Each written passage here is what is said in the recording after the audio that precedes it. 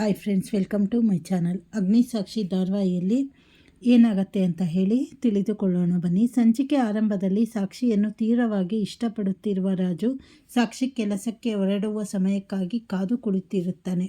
ಸಾಕ್ಷಿ ಹೊರಗಡೆ ಬರುತ್ತಿದ್ದಂತೆ ಆಕೆಯ ಜೊತೆ ಮಾತುಕತೆ ನಡೆಸಲು ಯತ್ನಿಸ್ತಾನೆ.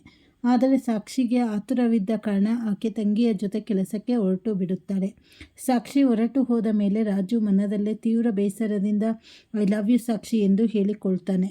ತದನಂತರ ಸಾಕ್ಷಿ ಅಗ್ನಿಯ ಮನೆಗೆ ಎಂಟ್ರಿ ಕೊಡ್ತಾಳೆ. ನಿನ್ನೆ ತನಗೆ ಮಾಡಿದ ಸಹಾಯಕ್ಕಾಗಿ ಧನ್ಯವಾದ ತಿಳಿಸಬೇಕು ಎಂಬ ಉದ್ದೇಶದಿಂದ ಸಾಕ್ಷಿ ಅಗ್ನಿಯ ರೂಮಿನ ಬಾಗಿಲು ತಟ್ತಾಳೆ. ಬಾಗಿಲು ತೆರೆಯದಿದ್ದಾಗ ನೇರವಾಗಿ ಒಳಗಡೆ ಹೋದಾಗ ಅಗ್ನಿ ಡ್ರೆಸ್ ಚೇಂಜ್ ಮಾಡುತ್ತಿರುತ್ತಾನೆ. ಇದನ್ನು ಕಂಡು ಕೋಪಗೊಳ್ಳುವ ಅಗ್ನಿ, ನಿನಗೆ ಕಣ್ಣು ಕಾಣಿಸಲ್ವಾ, ನಾಕ್ ಮಾಡದೆ ಯಾಕೆ ಒಳಗಡೆ ಬರ್ತೀರಾ ಎಂದು ಸಾಕ್ಷಿ ಮೇಲೆ ತೀವ್ರವಾಗಿ ರೇಗಾಡ್ತಾನೆ. ಸಾಕ್ಷಿ ಥ್ಯಾಂಕ್ಸ್ ಹೇಳಲು ಬಂದಿದ್ದಾಗಿ ತಿಳಿಸಿದರೂ ಅಗ್ನಿ ಇನ್ಮುಂದೆ ನನ್ನ ರೂಮಿಗೆ ಕಾಲಿಡಬಾರದು ಎಂದು ಗದರಿಸುತ್ತಾನೆ. ಅಲ್ಲಿಂದ ಸಾಕ್ಷಿ ಹಿಂತಿರುಗುವಾಗ ಅನಿರೀಕ್ಷಿತವಾಗಿ ಆಕೆಯ ಕಾಲಿಗೆ ಪೆಟ್ಟಾಗುತ್ತದೆ. ತಕ್ಷಣವೇ ಓಡಿ ಬರುವ ಅಗ್ನಿ ಅತ್ಯಂತ ಸಾಫ್ಟ್ ಹಾಗೂ ರೊಮ್ಯಾಂಟಿಕ್ ಆಗಿ ಸಾಕ್ಷಿಯ ಕಾಲನ್ನು ತನ್ನ ಕೈಯಲ್ಲಿ ಹಿಡಿದು ಮಸಾಜ್ ಮಾಡತೊಡಗುತ್ತಾನೆ.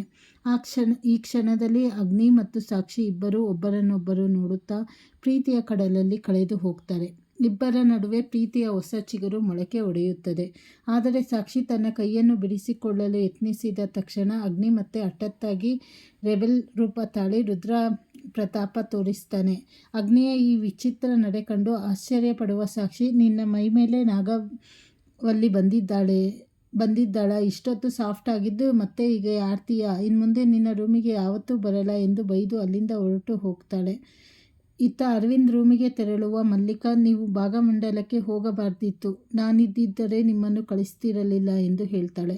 ಆಗ ಅರವಿಂದ್, ನೀನಿದ್ದರೆ ಅಗ್ನಿ ಮತ್ತು ಸಾಕ್ಷಿ ಭಾಗಮಂಡಲಕ್ಕೆ ಹೋಗಲು ಬಿಡುತ್ತಿರಲಿಲ್ಲ ಅಲ್ವಾ ಎಂದು ಪ್ರಶ್ನಿಸಿದಾಗ ಮಲ್ಲಿಕಾ ತೀವ್ರ ಅಪಘಾತಕ್ಕೊಳಗಾಗುತ್ತಾಳೆ. ಇವರ ನಡುವೆ ಭಾಗಮಂಡಲದ ರಹಸ್ಯವೇನು ಎಂಬುದು ಸದ್ಯದಲ್ಲೇ ರಿವೀಲ್ ಆಗಲಿದೆ.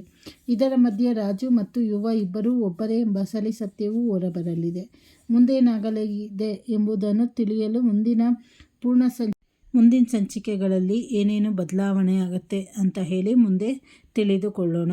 ಮತ್ತು ಈ ಅಗ್ನಿಸಾಕ್ಷಿ ಧಾರಾವಾಹಿಯಲ್ಲಿ ಇನ್ನು ಏನೇನಾಗುತ್ತೆ, ಅಗ್ನಿ ಮತ್ತು ಸಾಕ್ಷಿ ಇಬ್ಬರು